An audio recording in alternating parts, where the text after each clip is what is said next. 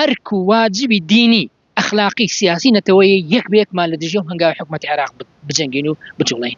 ئەگەر بێت و حکوومەتی عێراق لەگەڵ هەنگاوانی بەردەوامی دەستور جێبەجێ نەکا ئەم پرۆسەیە بەردەوام بێ لەگەڵی ئەوە کورد مافی ئەوەیە لە عێراق جابێتەوە.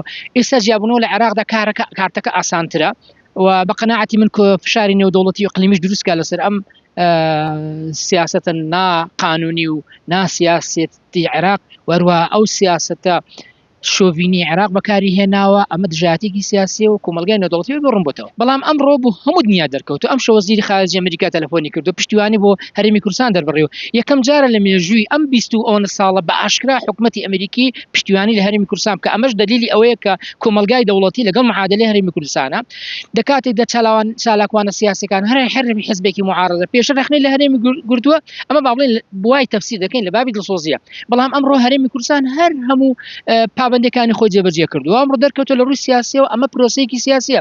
ئیتر کاتی ئەوە هاتووە ئەمانیش بێن دژی ئەم هەنگاوی حکوومەتی عێراق و تەیب سامی کە بجنگن. ئەگەر پەرۆشی خەڵکیانە ئەمڕۆ حکوومەتی عێراق تەنها سزای حکوومەتی هەرێم نادا بەڵکو سزای تاک بە تاکی هاوڵاتیاندا وەکوونەتەوە، یعنی حکوومەتی عێراق وەکوونەتەوەیەکی جیال لە مامەڵە لەگەڵ هەرێم دەکات.